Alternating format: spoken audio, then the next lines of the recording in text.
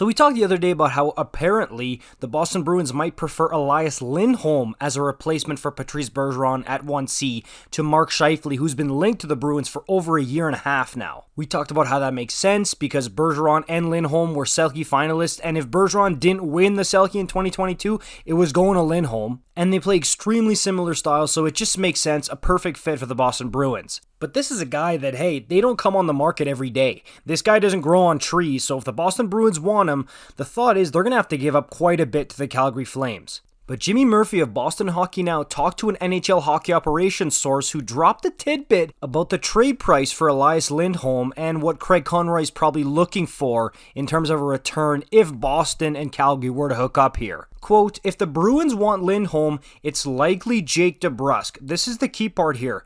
They don't want any picks, and the Bruins have none. They want a scoring winger that can make up for Tyler Toffoli being traded. There's probably more that would be in that trade, obviously, but DeBrusk would be the target, I think. Again, the two key parts there is first, they don't want any picks, and secondly, Jake DeBrusk being the target, being quite possibly the centerpiece coming back to the Calgary Flames, that's scary for Flames fans. Like, don't get me wrong, DeBrusk is a pretty good player. He's only 26 years old. He's coming off back-to-back 25-plus goal seasons.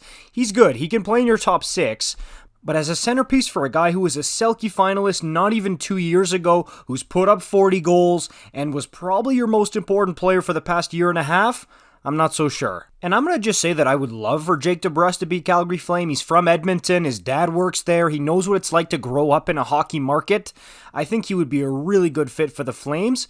But again, you got to swing for the fences if you're trading Lindholm here. If you're saying we don't want you, you got to get a haul back. So it better be Jake DeBrusk plus. And the fact that Conroy doesn't want any picks tells you that, hey, they want to go nowhere near a rebuild. They don't want to touch that with a 10-foot pole. They want to retool on the fly here and stay competitive if they're just wanting scoring wingers and players who can provide for them right now. Because, again, if you're looking at the prospect pool for the Boston Bruins, that's the bargain bin, man. There's almost nothing there that should be of interest to the Calgary Flames right now. So yeah, if there's no picks involved here, this is a really weird trade price, and I'm not sure exactly where they're going to go with this. Like, obviously it wouldn't be DeBrusk for Lindholm 1-for-1. Bruins fans can dream. But if that's the case, I'm just wondering, like, what other players would be involved in this deal? You guys can let me know in the comments down below what you're thinking about this.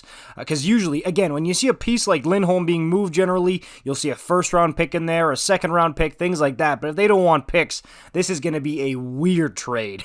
Let me know what you think in the comments down below. Like, comment, subscribe. I'll see you in the next one. Peace out.